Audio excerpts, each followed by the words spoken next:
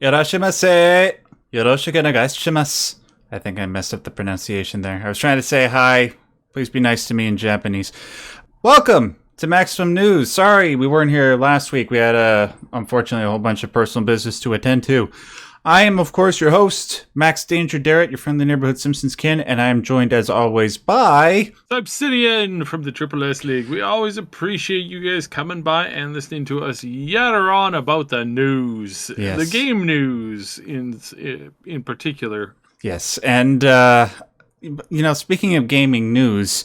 That was a horrible transition. I was going to say, Syb, the holidays are supposed to be a wonderful time filled with joy and laughter and family. But the one thing that I hate about the holidays? There's no gaming news. Very little, yeah. Very, very, very little gaming news for sure. So there's it's gonna be a shorter episode. We do have some stuff to talk about though. We have some important stuff to talk about, including stuff about the thing that everybody was like, where is Starfield at the Game Awards? And there was no Starfield, which I mean, I was sure we were going to hear something because, yes, I knew that obviously that Microsoft was, has been distancing themselves a little bit from the Game Awards show a little bit, but I didn't realize they had completely pulled out because some of their games were still on the list and things, but a lot of Microsoft stuff was just not there, period. And do we know why that is? Categories. There's a significant amount of pushback between the companies right now. So PlayStation and Microsoft are, well, don't take my word for it, but a recent Microsoft Xbox game, one of the lead executives at the company tweeted, we tried peace, PlayStation wants war, so war it is. So when you have ominous things like that being said and people being right peeved, apparently it's go time. So yeah, so just try to divorce, I suppose. If PlayStation's at this one place, Microsoft won't, and then vice versa. Because that's what we need. More division going on in the world. If only people played more shooters other than Call of Duty, right, Syb? Mm-hmm. But anyway, Starfield. What is, yeah, it wasn't at the Game Awards, but you did say that, you sent me a video from Juicehead, right, that details something in regards to Starfield. What's the deal with that? Well, there's just some more stuff with that. It wasn't like the Juicehead one was, so Juicehead just covered it. But okay. What it was released was another interview, which was put out by Bethesda. Bethesda put out an interview shortly after the Game Awards when everybody was like, "Where are the Game Awards? Oh my goodness, I'm really worried. Is there something wrong? Are we going to see this canceled? There's no news. We're not." And it's already late in December. We're clearly not getting any more news. And then literally the next day, the news dropped. And so Starfield, Bethesda put out a long, not in depth, just another long interview with one of their key devs behind the work that's going on there. And this is the guy who's in charge of a lot of the questing and how the player interacts with the quest. So we're going to get to that later here. So that's just something that is there. Okay. People hold on. We've got some really interesting things coming up with that. So yeah, very exciting. Oh, okay. So we're not going to talk about that right now? We're just going to sit...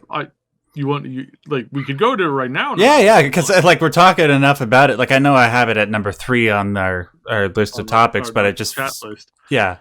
Let's just do it. Let's go. That's fine. All right. Well, so basically, they're going to be giving us better options than we've had in previous games, and more freedom that's going to align with the ability to choose stuff, the ability to have additional options. And I don't mean to brag. Because you know how I hate doing that, especially when it comes to Fallout 4 and Bethesda stuff. But I feel that we may have influenced this a little bit. and by we I mean like the viewers listening and our channel here, because one of the things that we talked about a lot, in fact, our entire channel is basically built on a guide to making it so that the factions are more peaceful in Fallout 4. And we had a lot of conversation and a lot of interaction with a lot of people who were like, hey, we really don't like this nonstop war thing that goes on. And then if you follow any of the factions to, like, you know, the end point, essentially the quest, with the exception of a single one, the all of the factions in Fallout 4 just murdered each other constantly. Just like nonstop, constant, like full on, like, and it was really messy. And some people, in a game all about choice, some people would like that choice to be a little bit, you know, better. You know, if I'm the savior of, you know, all of these factions, and I'm the best person that they love in this area, and then I'm like, hey guys, can we all come together? And they all start shooting each other. That's not choice in that perspective. You know, that's not It's the forced ability on, to. Yeah, it's a forced on, like, oh, you have helped us so much in the past, but now you're siding with our enemies by giving them some information that we want. Well, I'm going to give you some information too. No, you gave it to them first. It's war, buddy. You really screwed up. It's like playing Shadowlands again. It's just it doesn't make sense right. logistically or creatively or the RPG. It's just stupidity, right? And so, like, if like the option's always there if you want to just go to war against any of the factions or all of the factions, or if you want to try and get them to fight, that's not hard to do. You can easily do that. Yeah. And you can have a battle between the Minutemen and the Brotherhood, and, you know, or whatever you want. But that's not something that we really wanted to. And you have the same thing in Skyrim, but you know, and that is part of the story where it's like this, you know, there's an ultimate battle more or less that happens, and there's not as much choice there as there would be. It's like you pick either the Imperials or the Stormcloaks, and there's no middle ground. Yeah, and there's no ability to, like, have people sit down and like so you all know that this is what those high elf, I'm trying to, like, be nice with my words. You know, this is what those guys want us to do. They want us to be fighting at each other. I mean, even one of even General Tullius, or whatever his name is, he's like this is going to end the Empire, and the elves are laughing at us. And it's like, well, that's okay, because we're going to fight them here in Skyrim. It's like, you know, again, not as much freedom as you want there to be if you're role-playing, if you're putting your character into that thing. It's like, hey, yeah, I'm the Dragonborn, and he's right. We're all just killing each other pointlessly because our real enemy is over there, and they're just making us weaker so that they can, like, take us apart without having to worry about things. So, hey, maybe we don't play into their hands. Thought, everybody? Like, hey, I saved you all. I did all the things. I got you all the quest stuff. How about another quest where we'll go and we'll just, you know, unite under my new banner of awesomeness? But no, you can't do that. But in Starfield, you can. Or at least that's what they're promising. The lead quest designer has really emphasized in this interview, in this little video that he put out. So in this little video that they put out, it was an interview with basically the lead quest designer, and you know, obviously one of their own staff doing this interview. It wasn't like an interview. But yeah, I believe his name is Will Shen. So Will was basically talking about, you know, what can you do? And apparently, to sum it up, you're going to have more of a choice to impact more of the factions. If you join the pirates and you want to push the pirates to become more peaceable, more like, you know, more like I don't know what's it like. I can't really think of a good example. Diplomatic. Not diplomatic, but like more like, you know, hey, we're not gonna butcher people anymore. We're gonna like set out on our own. We're gonna become like, you know, honorable thieves, and you know we're actually gonna like, you know, we're not gonna go to war necessarily. We're just gonna, you know, be striking out on our own. Less bloodshed, more like again, like Klingons maybe might be a better example, right? Like more Okay. like a Klingon from like, you know, the Deep Space Nine, you know, Next Generation era kind of thing, where it's like, hey, you know, we are honorable warriors. We just want to fight and we want to like have our own systems and that kind of stuff. It's like you apparently you're going to be able to push for more of that, or if you want them to go like full on nutso, you can do that as well, and you can do that for all of the factions. You can help to push their politics essentially, even though that's a terrible word. You know, every time I say the P word, I get in trouble with somebody. But yeah, you push the politics of that faction towards a particular goal. And you're able to do that more, thus allowing you to have a more robust choice of experience when you're playing the game. You're not being roped into having to choose a particular faction, and then, you know, in previous games where when you do choose that one faction, all the other factions hate you. There's a lot less of that and a lot more flexibility there. So again, we only have their word for this, but that's keying up a system that's far better and far more flexible and far more interesting than something that is more like, you know, restricted in the sense of like what you can do and the things that you can say and that kind of stuff. And I like that. I like that idea very much, because there are some like for some, trust me, for somebody who plays literally thousands of hours of Bethesda games, I don't just do the one thing. I don't just do the one mode where I'm the super savior and everybody everybody is super happy and like, you know, and we all sing kumbaya. That is some of the game's modes that I play from time to time, but that's not all of them, and that's most certainly not, you know, the only thing that I'll ever do. You know, sometimes I definitely do want to go to war over some things, and I've tried like multiple different paths through both Skyrim and Fallout. So it's really nice to see this. And so one of the quotes that he said here that I'm trying to get here is, choice is always a big one.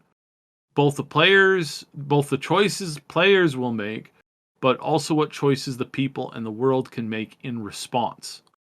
So when I'm writing things out, I usually go, okay, the player just did X. How would their allies and enemies respond? What's the best move for them to make?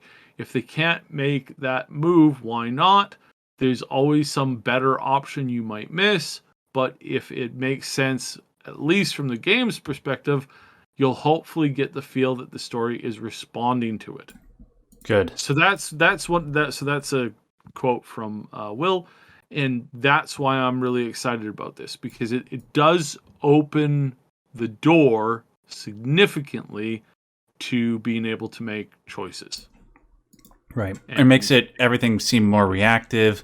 It gives you the feeling that you're actually actively, well, in this case, I was going to say the world, but in this case, the universe or the galaxy a whole lot better, because the choices that you make positively and negatively affect all the factions. And if you do it correctly, if you follow the most moral path, I suppose, you can make it so that all the factions can live in harmony. At least that's what it seems like they're aiming at. At least that's what it seems like you're trying to describe and what he's trying to describe. And that's great. I welcome that. It's something that we as RPG gamers have been dreaming about for a long time. And while you can say that maybe we found them in more narrative-focused games that didn't really rely so much on combat or graphics, like Planescape Torment, the older Fallout games, some of the Dungeons and Dragons games, aside from that, Baldur's Gate. we never really got it with the Bethesda games or some of the more popular RPGs. And hopefully Starfield will be able to pave the way forward for something like that. But wait, there's more! Yeah, so this was actually the second time in this week that Will actually came out and publicly talked about this in one way, shape, or form. Okay. Another video that he did is him talking about how the procedural random encounters are made and what goes into working with those things. And so this is again, these are like the, they're marketing they're marketing videos, right? So they're talking with him about how does the procedural stuff work? Like how does this function? What does this do? How do you make quests to fill up an entire world full of content and then replicate that 1,000 times, right? And so he talked extensively about the procedural generation, and that's the other thing that was covered in the video as well. And this got me, honestly, I'm honestly really stoked for this. I'm trying not to overstate what I think that this is capable of, but I am so excited for this because what he's talking about here is they're using procedural tech to create stories, and this procedural tech is the most advanced form of procedural technology that we've seen in a video game up to this point, as far as I understand. You know that there's been a bunch of AI stuff going on recently, a bunch of talk about it. One of the things that one of these new chat AI things can do is you can give it a topic and ask it to like create essentially like an essay on this piece of information. And people can no longer tell the difference between a college graduate level essay and the essay that these AIs are starting to pump out. Oh my God. Yeah. Because they now make perfect sense and they get everything accurate and seems to be smart and bang on. So with that technology in a video game, you have the ability to have an endless array of quests. And we know also one of the things that we don't know for sure. This is the only thing, don't quote me on this. I've heard a lot of rumors about the voice tech that they're using in the game. And let's just say that it's sounding really amazing, which is great. But we don't know that for sure, so don't quote me on that. But going back to the missions, this means that when you arrive on a planet that, so you and 100 of your friends start picking up this game. And you all go to the same planet. You land on the same planet. It's you go to it's one of the first, nearest solar systems to, one of the initial quests. You go to a first place, you land on the place, you start looking around. Everybody lands in a different location and starts moving in a different direction. Everybody will encounter their own unique stories, their own unique quests. Again, a lot of people have big reason to doubt this coming from Bethesda. But I've been paying attention to the fact that Bethesda has been working with procedural stuff for a very, very, very long time. Yeah. It was part of some of their earliest games. They're tech leaders in this industry, and they have been saying for a long time that the stuff that you saw in Skyrim and Fallout 4 was just their beginning like experimentation of these kinds of quests. And that what they've developed now is 2 generational jumps past that point. And there are games now that still don't have the ability to procedurally generate content like Skyrim was able to do a decade ago. So this is where I think this game is either going to make it or break it. And I'm starting to get that feel that I think this is going to make it. What we're going to see is You get a bunch of friends together, you go to a planet, you head in different directions. Everybody's going to find a unique, different quest that, sure, it's like maybe like, hey, this is causing us a problem over here. Can you go deal with it? Mm-hmm. But the dungeon, the experience, the things that you see, the side story bits, the extra little bit of lore that you encounter along the way, all of that is on the list of things that are procedurally generated. Yeah. Not for the main quest, not for the primary, like the crafted, guided story that was written by Todd and all the quest designers and stuff like that. Not the main stuff. This is the side content. These are the side missions. They don't have, as far as I understand, they don't have any like real big number of side quests, because every time somebody wants to do a side quest, they just found a way to add that side quest into the AI system to procedurally create it on the fly. Mm-hmm. So instead of somebody writing a story about a survivor who crashed on the planet, and had to like try and make do and was sitting on this planet alone for, how many years before they either got rescued or didn't get rescued, that's now baked into the system of not pre-generated, but procedurally generated quests. Yeah. That you might encounter, oh, look, there's a survivor. Maybe the survivor didn't make it. Maybe there's just all you've got is a bunch of empty lore stuff to read about this person who died on a lonely planet by themselves, and there's no other life on the planet because it's just like Mars. It's completely dead. Well, except for the one things that live on Mars, which we won't talk about here, but that kind of stuff, right? Yeah. It's like again, if they've nailed this, if they've really nailed this, this is a complete and total game changer for procedural quest content. Yeah. And again, most people, when looking at Skyrim when it initially launched, you just went in a different direction, and even today, you can head off in a different direction. Same thing in Fallout 4. You just find things happening. It works actually. It's working similarly to that in 76 as well, because you can just start heading in a direction in 76, and you'll encounter both players. Quests that aren't static quests, they're just procedural quests that have just popped up, and again, they're not groundbreaking versus like Skyrim, but we were told it's the same engine, but the one that they're working with now is completely different. Why they didn't include that into 76, I don't know. It would have been nice to have that content there, because it certainly would have made more sense, but perhaps there's a lot more to it than just being able to like, just to quickly slap it into something. So yeah, this is really exciting.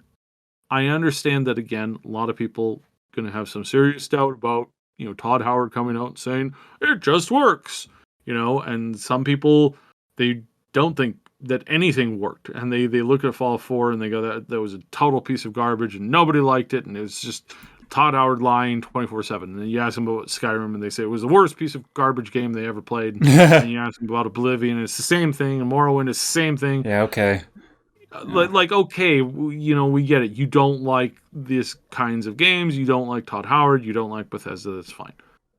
But what I'm seeing and what I'm starting to get this strong feeling of is that this is going to be an absolute game changer. This is going to be absolutely stunning what we're going to see, and it's very exciting. And please don't write this game off. Don't pre-order, but don't write this off. We have good reason to believe that this is coming out. It's inevitable. Will is the guy who, and it is inevitable. Will is the guy who created the Far Harbor DLC in Fallout 4.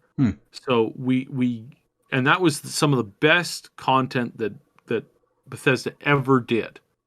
Some of the best content was in that. And so we can look at that and go, okay, well, the guy has chops, right? He's got chops. Again, this is Bethesda. If anybody can pull off procedurally generated content, it's them, because they've been working with it for over 25 years. Yeah. So if they can't pull this off by utilizing all the technology that Microsoft brought to that deal, then I mean, we could probably just say, all right, well, procedural tech will never, ever, ever, ever work because these guys can't pull it off. Again, It'll happen. I think, but like what you said about Bethesda, they have been pioneering it, like ever since Daggerfall. Like that was huge back in the day, and yeah. a lot of the procedural stuff that we have today owes And in its the Lex existence to that. Friedman podcast, Todd Howard mentioned that was boring procedurally generated stuff because it was all very similar. Yeah. And that they've been trying to find a solution for that for the last 25 years. Yeah, and it's inevitable that we're going to find a solution. If anybody's going to find it, it's them. Maybe, and I would hope that it's this time because we've been talking for years about how Starfield and Elder Scrolls 6 really need to be big games for Bethesda, otherwise it's over for them. The stage seems to be set for that sort of thing to happen. If not, somebody else will do it, but hopefully we don't have to wait much longer, and it looks like Starfield will provide us with just that. Mm-hmm. Okay. Anything else on Starfield, or shall we move on? No, that's it for now. I think just to comment briefly on the Microsoft Bethesda thing. Yeah. I do believe that we're going to have some kind of big event. Looks like probably in January. That's the rumors. A couple days ago, I heard the rumors. Just the rumors started like a couple days right after the Game Awards, but I'm hearing more and more people kind of saying, yeah, there is something planned. There is something that they're going to be. It's going to be a big update. They've got enough stuff to run with a giant full show. Why we haven't heard anything about it, I don't know. I hope it's in January. I hope that they don't push it back to February. Mm-hmm. It's like January is dead enough. Like let's start the new year with a bang. Like, come on, do a 3-hour explosive showcase of everything that you're bringing to the thing. So yeah, it makes sense because we do know that Starfield is coming out in the first half of 2023. And we know we're not going to wait until E3 because, at the very latest, that's when Starfield will be coming out if they keep to the release date, which we hope they are. So, yeah, January, February at the latest sounds about right. So, let's hope that, and obviously, I hope they showcase a whole bunch of other games like, I was going to say Fable and Perfect Dark, but we'll see. But Hellblade and a bunch of other stuff. All right. Yeah. I do want to end the show off on a positive note, so we'll save Hogwarts for the end. Let's just get into the Diablo 4 stuff, get that out of the way. Just rip the Band-Aid off. Diablo 4 is coming out. Yay! Yay. Okay. Yeah. Did you want to take the lead, on this? Or should I? Yeah, I mean, I can. It's it's just more Blizzard shenanigans, like stuff that we've come to expect. Yeah, it's more Blizzard shenanigans. It's more Blizzard doing things that you look at and you go, was this the best thing that you guys think you could have done? I mean, really, guys? With your Microsoft money? Yeah. You they haven't got it yet, but it's like, all right, so they're putting out a collector's edition that doesn't come with the game because that's a thing, I guess. What? There is some serious concerns over whether or not they have their again, I'm trying not to swear. Whether they have their stuff together, right? Are they actually going to be coming out with a game that's a decent product? Well, that's a very good question.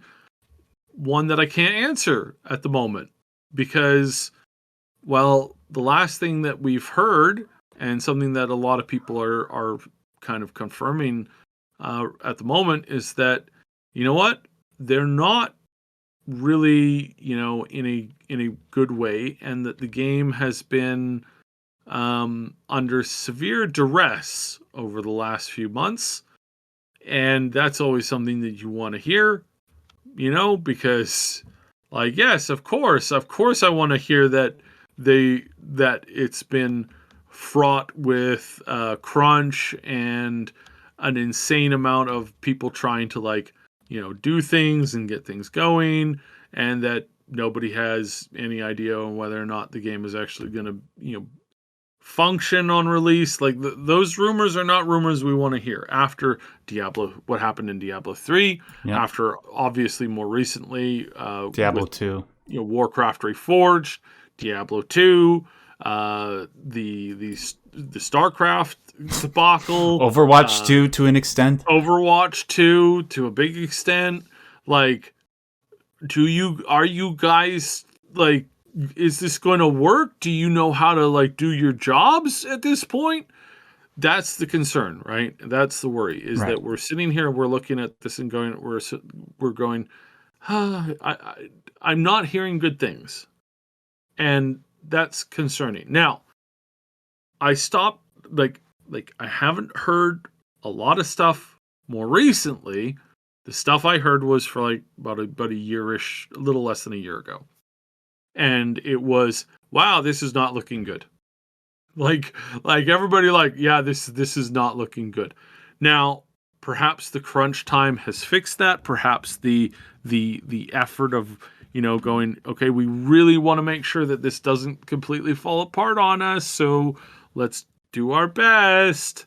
So, yeah. And how are they trying to get that crunch to go? Yeah. Maybe is that what they're trying to do? Is that what we're going to get? Is we're going to get something that has managed to pass that? Well, and the real answer at the moment is we don't know. Right. I don't know. I can't get a straight answer out of basically anybody on whether or not they think the game's going to be good, if it's going to be polished or not. They've got a great art team. I will say that about all of Blizzard. They have probably one of the most amazing art teams for every single one of their projects. Everything that they do is just phenomenally amazing when it comes to the art. Story, it's like it has its problems. Mm-hmm. It has its massive problems. And I've, and I'm particularly upset at Blizzard when they do a lot of the stories, because the writing is like something a you and I could write. boy has written the writing. It's like every female character is basically the same. Mm-hmm. They're all women who are stupidly overpowered, who have very little faults, with the exception of being highly emotional and not coherently logical when they're in one of their illogical, emotional phases, doing reacting hyper emotionally to a situation. It's like, that is a trope, a terrible trope of writing. It's also pretty garbage way of. Let's face it. It's very sexist writing. Yep. And you don't have to be, you don't have to be Mozart when it comes to writing, but you should probably try to avoid, the Cliche. really dumb tropes. Yeah. Like, unless you're specifically kind of pointing them out, or, I think tropes are fine when you're doing mid character stuff. That's totally normal. It's like, everybody does that, because the reason why tropes are around is because they're a commonality that a lot of people can understand. So that's fine in some case. But when you take one trope and then you just copy paste it to every single character in your universe, that's not good. That's really not good. And again, it's like, you can, and it's not just them. That's the worst of it, because it's very sexist. It's very disgusting writing. But they also do this with the old man, the wise, powerful old man. You've got the from Warcraft 1, 2, World of Warcraft, in most of their expansions, one old guy shows up and he's like, "Oh, don't worry, champion. I've got the experience and I can teach you how to solve the problem." You can copy paste that line to basically almost every expansion in World of Warcraft. And then you can copy that over to a whole bunch of other stuff in other characters in their other games. It's there in StarCraft. It's the RTS World of Warcraft, so that kind of stuff. It's just all there. And it's in, what's the difference between Deckard Cain, the I totally forgot his name again, though, the wizard guy, the wise wizard guy in Warcraft 2, and the Protoss dude in StarCraft. They're all old warriors that fought a long time ago and did a whole bunch of really cool stuff and were responsible for forming an elite council of wise men and wise people to help save the universe when darkness came. It's the same guy across 3 different IPs. Like, come on, learn to write something different. It's yeah. So how hopeful am I for Blizzard going forward, especially for Diablo, which again, I hate to say this, but like most of us were fans of Blizzard at one point. Yeah. I really enjoy their games. I'm not a huge, I don't really like it's not a huge game franchise that I love, the Diablo one, but it is one that I definitely remember. I definitely grew up with it. I definitely spent an entire spring break in my college years doing nothing but playing Diablo 2 and trying to like complete Hell Mode 3. It's like I grew up on this stuff. I don't want to see it just burn and swept under the carpet. Like that's not something I want to see, obviously. But I don't have a lot of faith when it comes to what they are now. Yeah. So fingers crossed that they can make this happen in the right way. Please. Right. I really hope so. I really, really, really hope so. And we'll see. We'll see where it goes from here. Yeah, regrettably, I don't have much to say on Diablo. I never played any of the games. I'm just here to help deliver the message, I suppose, but even though it's something that we're kind of tired of hearing, and we already know about Blizzard being scumbags. Mm-hmm. Hopefully, with the Microsoft money and, the public fallout, things will begin to change. Hopefully Diablo 4 is the start of that. But changed in some regards. Yeah, some regards. But whether or not those changes will result in an ultimate good. Luis Borrega and the other guy, what was Cassidy named before he was Cassidy? McCree. Yeah, they're gone and they were replaced, so that's a good thing. But whether or not that results in a better game, we'll have to see, because, we saw what happened with Halo Infinite. They lost creative leads all the time. And while it turned out okay, it should have been better, and I'm kind of fearing that Diablo 4 will result in the same thing. And we don't want dicks in charge, obviously. Of course. Like we really don't want that. I don't like it. Anybody who went into the mother's nursing room, which was one particular room in the campus, and who interrupted nursing mothers so that they could have a meeting in the room. I like dirtbags. I have many younger siblings. I was old enough to understand what was going on when my mother was nursing my younger siblings. And men would barge into the room that she was in, knowing that it was a room for nursing mothers. And they would walk in and start to be like, "Oh, hey, yeah, we need this table here in here. We got a meeting going on. We just need this table in here." I could tell what they were there for. They were there hoping to get a peek. They were there to, because they got their jollies off. And I was Yep. really angry at this when I was a teen, because it's like, dude, I know what you're doing. Like, do you, like, excuse me, that's my younger, sister and my mother there. So can you kindly, blank off, please? Like, you dirty little cretin. That's the one time in life where it's okay to kick another man in the dick. Yeah. And then again, it's not just that. It was it was the host of the problems that they had there. And it's like, yeah, some of that's bro culture in some of the complaints that were there, and some of them aren't as serious as other ones, and we're still missing out on a lot of information there. So again, I'm not in Blizzard's corner at the moment. I'm not streaming their games. We're not making guides for them. We're talking about them because it's news relevant, right? Like, please don't get me wrong. I'm not stumping for Blizzard. I think that they need to be bought out.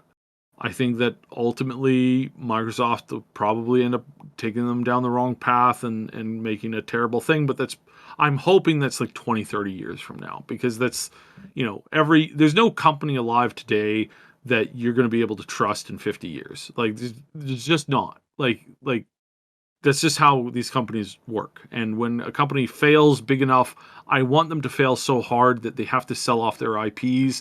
Somebody else can grab that IP and do a good job with it. I think that's the best thing for things to happen. I most certainly don't want them to be bought in bulk, sold to a Russian hard asset firm, and then to have those IPs put into a vault, like what happened with EverQuest. Like, it's terrible. So yeah, we don't want that kind of stuff. And yeah, so is Diablo 4 going to be good? At the moment, I have no intention of buying it. Yeah. I have no intention of playing it. I will watch carefully when it comes out what the reviews are and to see what people think. And depending on what happens, I may be interested to buy it if it turns out that, if it's not as bad as I fear. But right now I'm not holding my breath, because I don't think I would wake up from that. Yeah.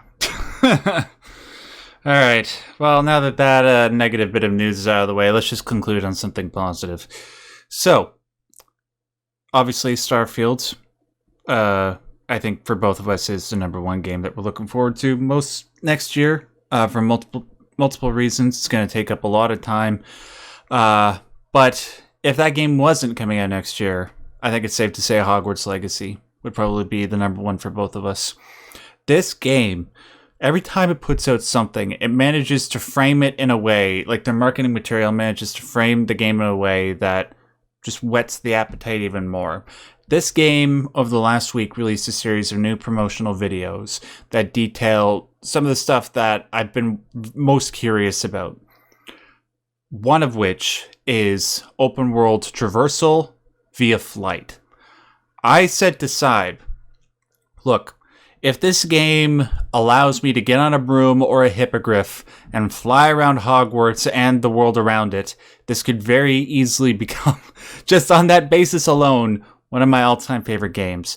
And this past week, Syb, it gave me exactly that. And oh my god, it looks incredible. It really does. I'm afraid, man, like, this game looks too good to be true, that I'm afraid like I'm going to get like severe disappointment when it comes out in a couple months.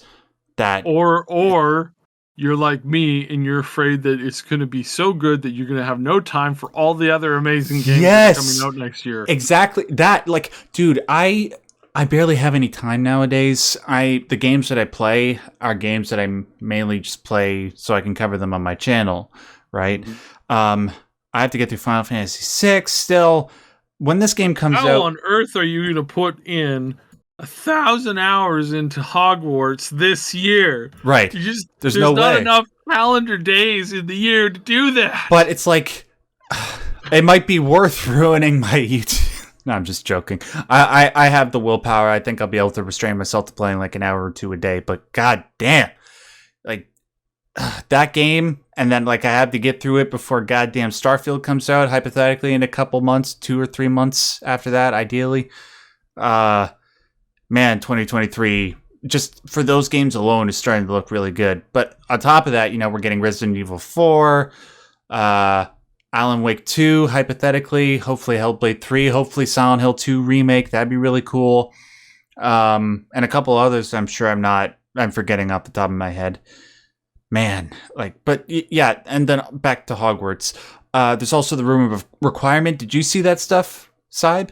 The room of requirement? Mm-hmm. Yeah, where it's the secret room in Hogwarts that you can only access when you really, really need it. It doesn't show up geographically if you had a map of Hogwarts. That's why the Marauders map, it doesn't show up on the Marauders map. Anyways, I'm getting really sweaty nerd right here. You can selfishly get a hold of the room of requirement and customize it entirely for yourself. It's sort of like your living quarters, the place where you get all your findings, and then even better yet, the stuff that's in there, you can either make it bigger or smaller. You can take it off the walls, put it on the walls, wherever you want. It's just, the game. This game, I can't handle it. Anyways, those are the things that stood out to me. Syb, did you see all the other videos? Am I missing anything? Do you echo my sentiments? Yeah, no, I do. I think this game is going to be great. I think I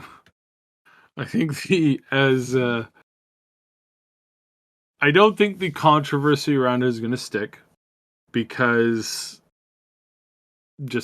I don't want to get into the controversy stuff. But I was going to say what controversy, but I know what you mean. Yeah. I don't think it's going to stick, and I don't think it deserves to stick either because they're not the same person, right? Like the people making this, not the same person. So yeah, I don't think it deserves to stick. I think screaming about anything and trying to ruin people's fun is the worst way to cause change because it just doesn't work. Conversation and leading by example and honest communication, those are the things that change people's minds. Yelling and screaming and ban campaigns are working less and less and less. So no, I think the game is going to be a smasher. I think it's going to be great. The visuals look amazing. The combat system works really, really well. Seems to play really, really into the fantasy of it. I think that overall we can look at that and we can say, yeah, this is going to be a banger. This is going to be a good game, and I think this is going to start perhaps even a new movie series or book series. It's definitely going to open the game. It's definitely going to open the universe up to more people, I think. We do know, Warner Brothers have expressed both inner and outer, public and private sentiment that they do want new Harry Potter movies. And frankly, I'm all for it. The Harry Potter universe, the lore, the mythology is so rich that, when the Fantastic Beasts films were coming out, I was all for it because there's just such a expansive universe that you can play with. It's kind of like, obviously nowhere near the extent of what Star Wars is, but in that vein where you can tell multiple stories that don't just have to be around Harry Potter. So yeah, hopefully this will kickstart that enthusiasm. I will certainly be contributing to that enthusiasm when I pick up this game in February and waste all my time with it. Thanks, guys, for joining us on this episode of Maximum News. Let's focus on, the new year and all the wonderful games that are coming out, which... we're going to be doing what we normally do is we have a couple events on the Discord throughout the holidays. Please hop on, especially if you're by yourself for the holidays. Please hop on. Human interaction is good. Absolutely. Yeah. And that's the best way to spend the holidays is around other people, which I certainly will be doing. You guys can, obviously find links to that Discord and the main Triple S League channel in the description box. You can find links to my stuff, Max Derrat stuff in the description box as well. I'm not sure if we're going to be doing a show next week. Maybe we'll do a top news stories thing in the middle of the week. If you have time, Syb, we'll discuss that afterwards. Yeah. But until then, or the next year, I want to remind you, as always and as per usual, stay yellow. Bye.